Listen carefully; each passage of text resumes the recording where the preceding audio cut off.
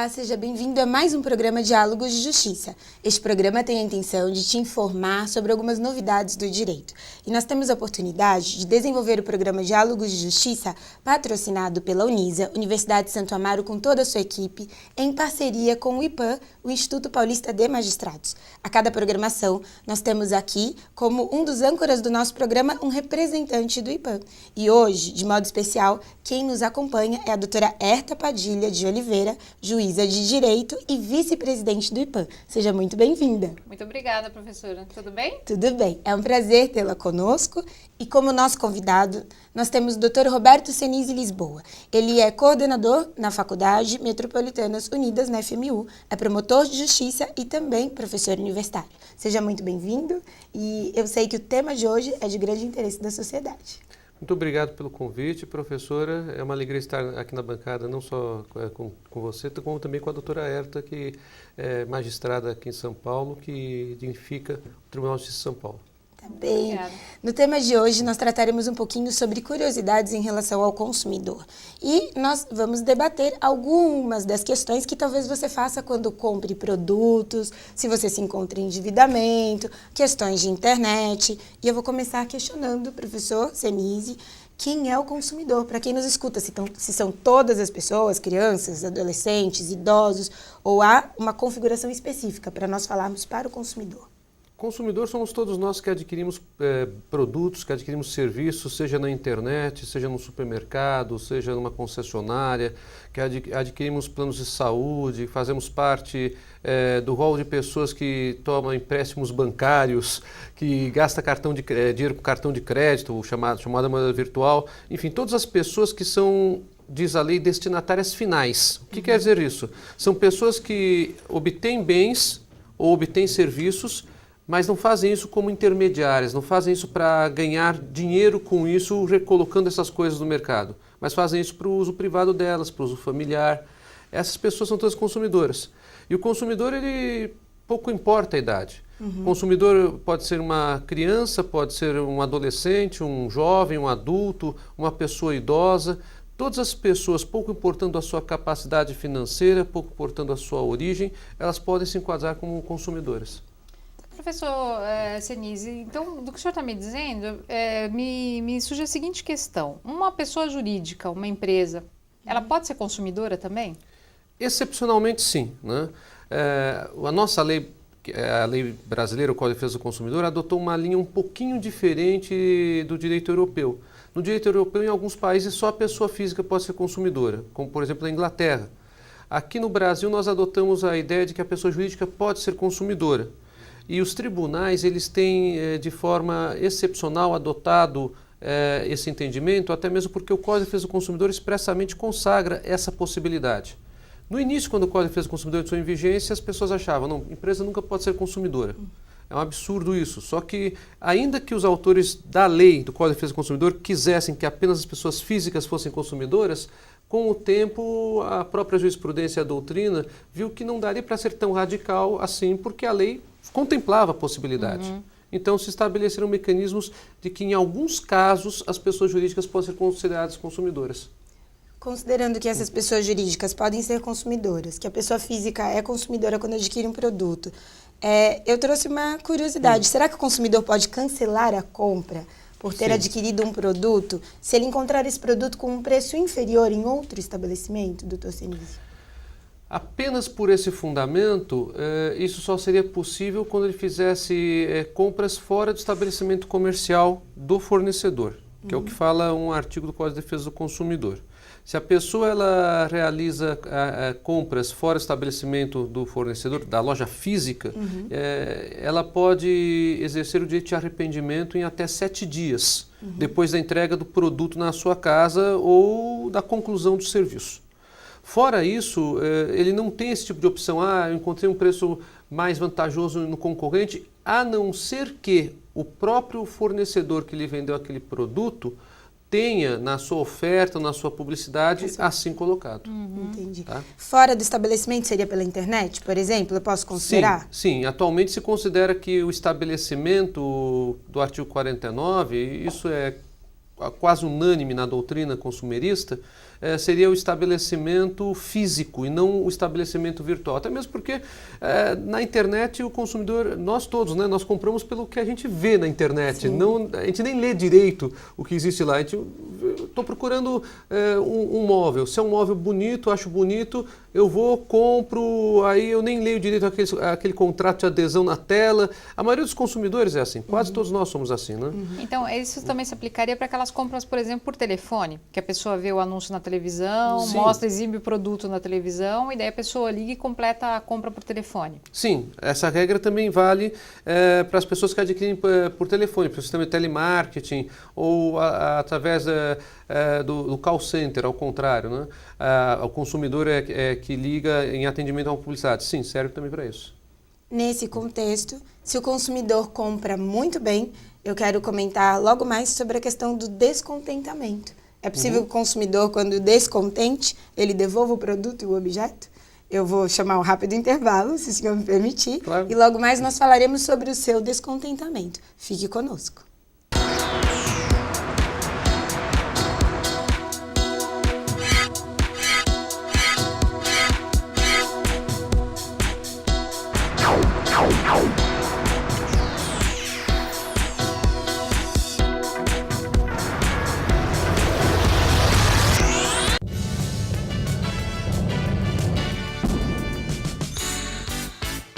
A Unisa, em parceria com o SUVES, Supervisão de Vigilância Sanitária de São Paulo, realizou uma campanha de vacinação contra a gripe tipo A, mais conhecida como H1N1. Como todos nós sabemos, o ano passado houve uma pandemia, né, dessa gripe H1N1. Então, diante de casos até de óbito que houve, foi desenvolvida essa vacina para diminuir a disseminação desse vírus, né? E assim, hoje, a gente vacina de acordo com os estudos que foram feitos, abrangendo mais aquela população que foram mais atingida. Nós estamos aqui ajudando a campanha e propiciando uma oportunidade para o aluno vivenciar essa campanha de vacinação nova, né? É a primeira vez que a gente está fazendo essa vacinação contra a influenza H1N1, onde a gente se sente assim importante por estar participando dessa campanha. Pode acontecer uma pessoa com uma leve sensação de gripe, uma dor no local da aplicação e febre, mas vai ser apenas atenuado depois de 24 horas. Muitas pessoas vieram para receber sua dose de imunização, seguindo o cronograma estabelecido pelo Ministério da Saúde.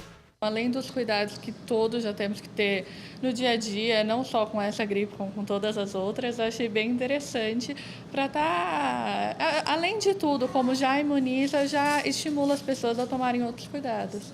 Ajuda nossos filhos, né? A já ficar livre do risco, já deixa os pais já despreocupados. Visando um grupo específico a cada semana, a campanha de vacinação vai durar até o dia 21 de maio.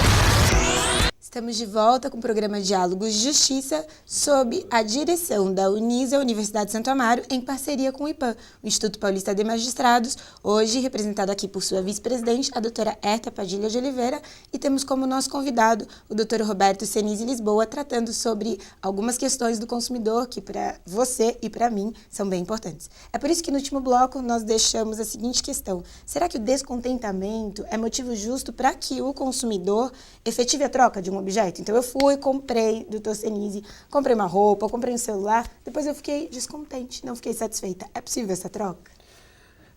Tirando essa hipótese do arrependimento que o Código de Defesa do Consumidor dá para o consumidor, de 7 dias, se ele adquiriu fora do estabelecimento físico do fornecedor, o simples descontentamento ele não gera um direito do consumidor de pura e simplesmente trocar ou pedir o dinheiro de volta, né? Sim. Existe uma cultura na nossa sociedade de que em algumas áreas isso se torna possível, mas muito mais por um costume de comércio. Sim. Não é uma coisa tradicional na lei. Na lei não existe qualquer tipo de previsão.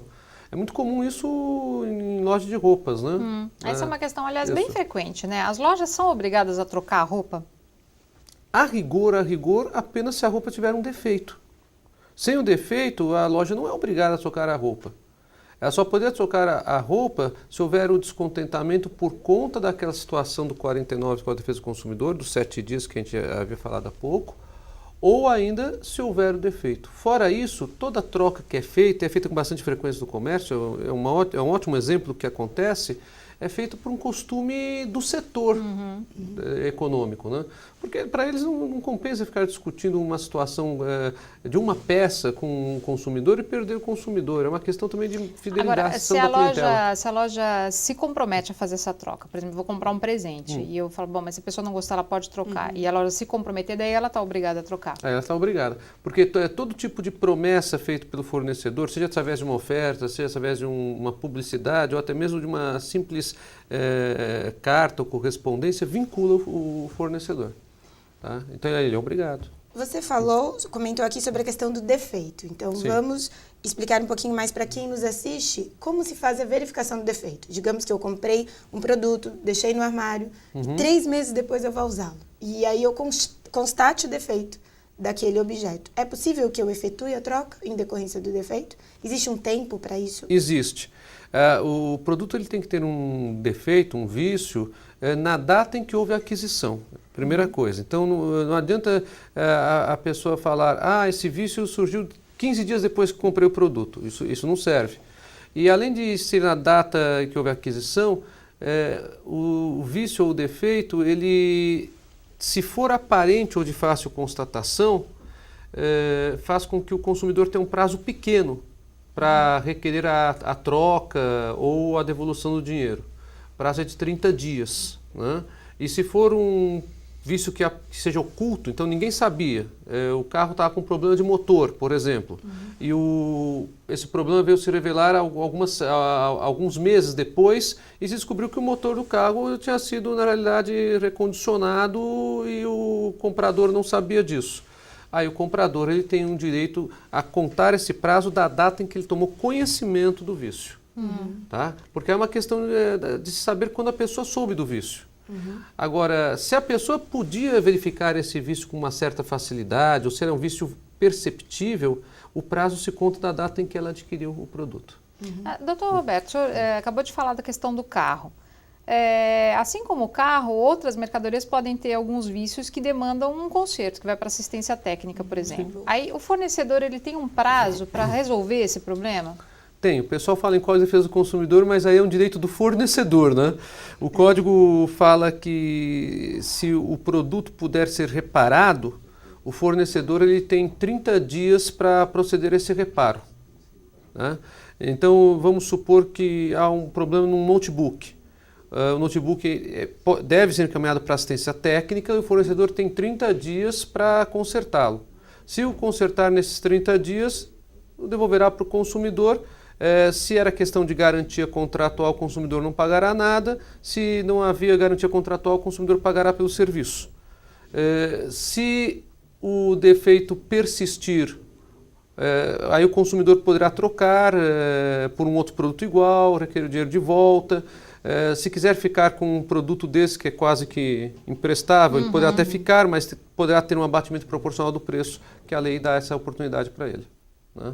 Agora, é importante dizer que essa história de que vai para assistência técnica, volta à assistência técnica, vai para assistência técnica, volta para assistência técnica, isso não é favorável ao fornecedor, isso é favorável ao consumidor. Então, o consumidor não é obrigado, 30 dias, deu um problema no produto, resolveu o problema, recebi o notebook de volta. Mas apareceu um outro problema, manda de novo para assistência técnica. Mais 30 dias? Não, o consumidor ele pode diretamente pedir a reparação. Sim, porque tem um limite, então. Não é que cada vez que dá um problema ele tem 30 dias para consertar o problema. Não, senão vira uma bagunça, né? Aí o consumidor nunca tem a solução do problema resolvido. Né? Doutor Senise, nesse sentido, é importante nós informarmos que o consumidor tenha alguma responsabilidade? Se ele compra o produto, e o senhor mencionou, se o defeito é verificável, se de fácil acesso é possível observar, o consumidor que está nos assistindo, quando compra, é importante que ele leia o manual, que ele teste o objeto, ao invés de deixar na caixa, esperar um tempo passar. Qual é a tua dica para quem nos assiste? A minha dica é uma dica um pouco complicada, porque poucas vezes os consumidores fazem isso. E eu também sou consumidor e vocês também, né? Ler o manual é indispensável, até mesmo porque nós não sabemos todas as funções que um eletrodoméstico, por exemplo, tem. Se eu perguntar agora para você que está nos assistindo, se você conhece todas as funções do micro-ondas da sua casa, com certeza você não conhece. Né? Então, ler o manual, saber quais são as garantias contratuais que aquela compra está proporcionando, isso é muito importante para que você tenha informação clara daquilo que você irá comprar ou daquilo que efetivamente você comprou. O senhor está falando de garantias contratuais. O senhor pode esclarecer para a gente essa diferença? Tem uma garantia que independe do contrato? Sim. Eu vou segurar essa questão, se vocês me permitirem, claro. E no próximo bloco nós retornaremos.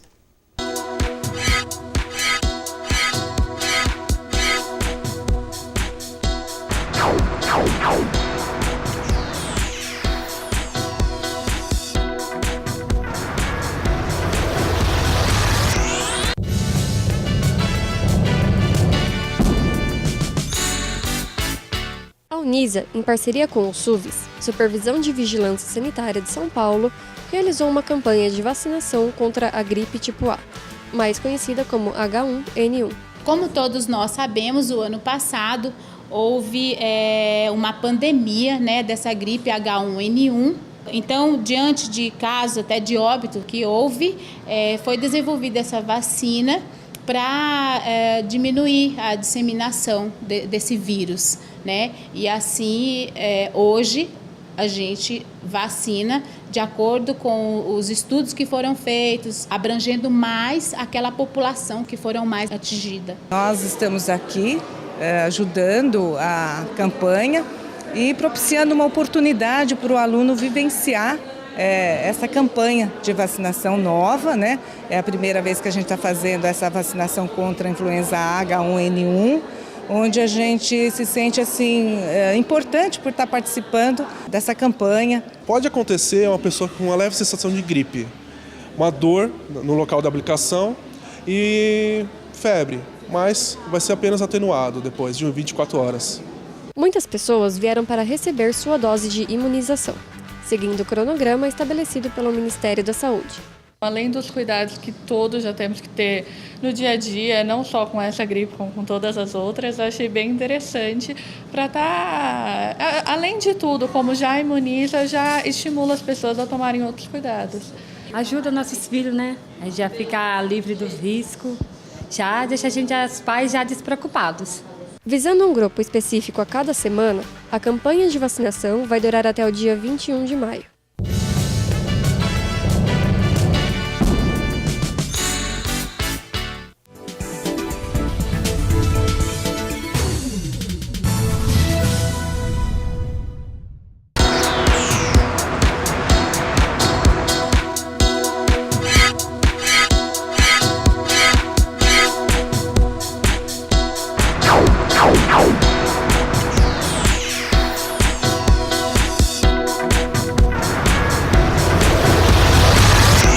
Estamos de volta com o programa Diálogos de Justiça e nós agradecemos sempre a sua companhia. Neste programa especial, tratando sobre os direitos do consumidor, em parceria com o IPAM, Instituto Paulista de Magistrados, hoje representado pela doutora Herta Padilha de Oliveira, e na presença especial do nosso convidado, doutor Roberto Senise Lisboa.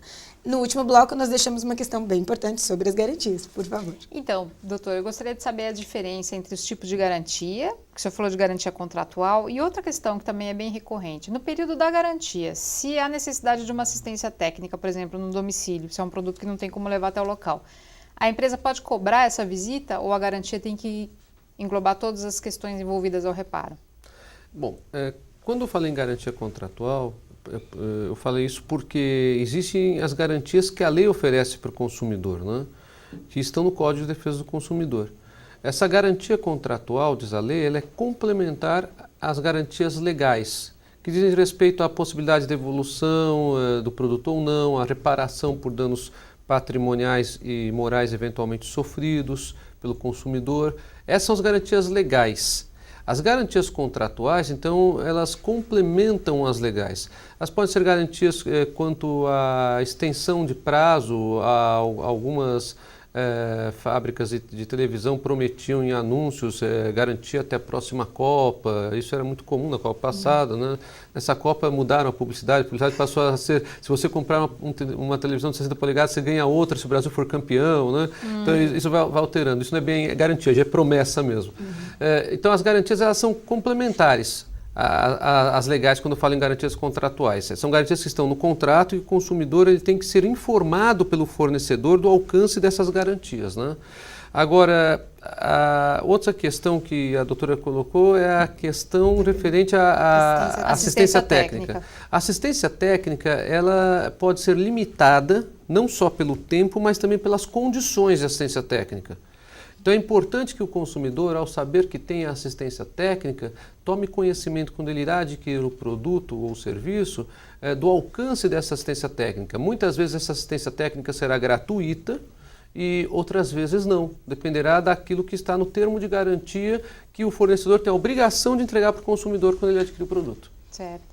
Eu vou dizer que o programa hoje está bem completo, porque de um lado eu possuo alguém representando a magistratura, do outro a promotoria, e já que eu advogo, eu vou compartilhar uma questão vinda do doutor Aerta. Claro. Muitas vezes o cliente entra no meu escritório e quando tem interesse de entrar com ação como consumidor, ele diz assim, doutora, quanto vou ganhar de dano moral? Se faz do dano moral uma forma de dinheiro, como isso deve ser visto e o consumidor tem que ser orientado nesse sentido? É importante que o consumidor saiba que o dano moral não é um dano pela dor que a pessoa sofreu, né? Isso até foi muito discutido na doutrina há muitas décadas, tanto na Europa quanto aqui no Brasil, nos Estados Unidos. Quando se fala em dano moral hoje, não se fala mais em preço da dor. Muito embora ainda tenhamos autores e temos juízes que gostam de utilizar dessa expressão preço da dor, isso está superado desde a década de 80. Né? Hoje em dia se buscou um critério mais objetivo e o critério é da violação de um direito da personalidade. Né? Esse é um critério que foi trazido por vários juristas brasileiros para cá na década de 90. Né? Mas infelizmente alguns profissionais do direito ainda teimam em falar em preço da dor. Não existe preço da dor porque eu posso ter um sentimento por alguma coisa que eu perdi que além de não ser mensurável, não é idêntico ao que você perdeu, ao que ela perdeu, né? Ou a quem está nos ouvindo perdeu. Tudo isso varia muito. Então, qual é o critério? O critério adotado pela doutrina contemporânea é o da violação do direito à personalidade. Houve perda de uma vida? Houve uma queimadura, por exemplo, ou alguma outra ofensa física? Houve, eventualmente, uma amputação ou a perda de um dedo, de um braço, alguma coisa assim, um dano estético, por exemplo. Esse tipo de situação, sim, é que leva a uma indenização por danos morais. Né? Há alguns casos bem curiosos que a jurisprudência traz, onde se fala de pessoas que acabaram ingerindo alimentos ou bebidas com pedaços de insetos ou de roedores. Eu mesmo tive um inquérito civil na promotoria que avaliava esse tipo de situação alguns anos atrás. E essa situação do simples nojo por si só, isso é bastante subjetivo para direito. Então, como é que isso se traduz na doutrina? Por isso estou trazendo isso como um exemplo. Isso se traduz, sim, como uma ofensa não apenas à própria privacidade da pessoa, quanto àquilo que ela ingere, quanto ao seu corpo, a essa questão da ingestão, como também aos efeitos psicológicos que traz sobre a pessoa, quanto a uma eventual formação de doenças de caráter psicossomático. Isso sim. Então tem uma forma de objetivar. Agora, se a gente falar, eu quero uma indenização por danos morais porque eu comprei, o produto não chegou, isso não existe. Sim. Quer dizer, se for só uma violação do contrato, o senhor entende que não cabe aí a indenização por dano moral? A simples violação do contrato por si só não caberia indenização por dano moral. Apenas se da violação do contrato eu tiver uma ofensa a um direito da personalidade. Então, e se a gente tiver alguns desdobramentos em razão dessa violação? Vou dar um exemplo, por exemplo, um casamento. Sim. Que a pessoa tem toda aquela preparação para o seu casamento, ou uma viagem de lua de mel. Que a pessoa tem toda a preparação para a sua viagem de lua de mel, aí chega na hora que ela vai embarcar... Aí não é o tem nem típico passagem, caso. nem hotel, não tem nada. Ou uma viagem de férias mesmo, da família. O senhor não entende que aí haveria algum tipo de compensação, ainda que não seja uma dor tão grave quanto a que a gente ouviu o senhor expor, mas aí haveria algum tipo de compensação? Aí essa compensação existe como danos morais, sim, porque há uma ofensa a direitos da personalidade que dizem respeito justamente ao exercício da liberdade da pessoa por conta do contrato, daquilo que se garantiu no contrato.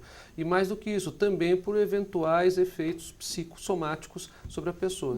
Isso sim. Aí a gente pode trabalhar com uma indenização por danos morais, como ocorre no caso de esponsais, né, descumprimento de casamento por parte de uma das partes, ou ainda uma agência de viagens que prometa uma lua de mel para os noivos, e os noivos acabam passando o final do ano no aeroporto. Como infelizmente nós já vimos no Brasil isso em noticiário algumas vezes, né?